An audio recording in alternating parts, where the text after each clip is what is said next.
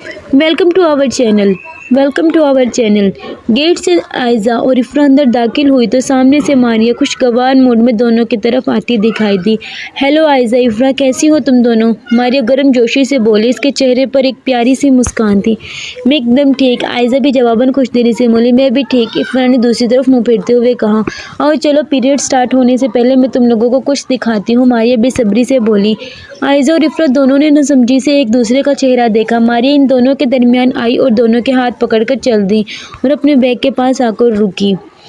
عائزہ، میں نے تمہاری اور اپنی اور افرا کی دوستی کے لیے کچھ بنایا ہے۔ اس نے بیگ کی زپ کھولی اور اس میں سے ایک رول ہوا چارٹ پیپر نکالا، پھر اسے سامنے پری ٹیبل پر رکھ کر دونوں ہاتھوں سے کھول دیا۔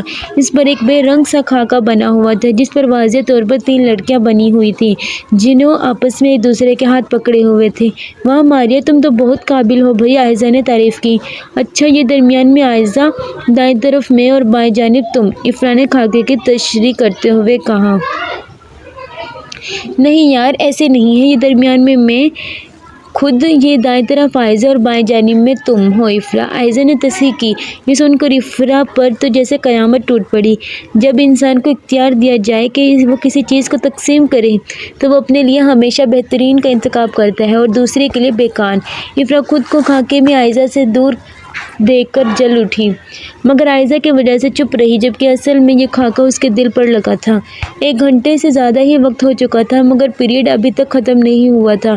افرا منہ ہی منہ میں بڑبڑانے لگی۔ اسے عائزہ اور افرا کی ہنسی دیکھ کر جلن ہو رہی تھی۔ ہنستے ہوئے عائزہ نے اسے مڑ کر دیکھا تھا تو وہ بھی بناوٹی مسکراہٹ ہونٹوں پر لے آئی۔ 1 پیریڈ کیا کم تھا جو اب میم عائشہ 2 پیریڈ لیں گی؟ افرا خود سے ہم کلام ہوئی۔ وہ مزید نہیں دیکھ سکتی تھی۔ میم، میں ذرا منہ دھوآؤں؟ افرا نے اچانک کھڑے ہو کر کہا۔ ہاں جاؤ، عائشہ نے ہاتھ کے اشارے سے جواب دیا۔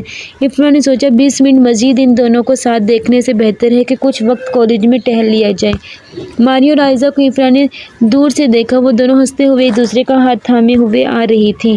افرا سے یہ سب برداشت نہیں ہوا تو وہ کلاس جا کر اپنی جگہ پر بیٹھ کر سر سامنے ٹیبل پر ٹکا کر رونے لگی۔ وہ ایسے چپکے سے رو رہی تھی کہ آواز نہیں آ رہی تھی، مگر رونے میں درد واضح تھا۔ جب ہمارا کوئی اپنا مہربان ہم پر بہت مہربانیاں کر چکا ہو، پھر ہمیں اس کی مزید مہربانیوں کی طلب نہیں عادت ہو جاتی ہے، اور جب عادت ہو جائے تو پھر وہ مہربان ہم کسی اور پر ہوتے نہیں دیکھ سکتے۔ میں کب سے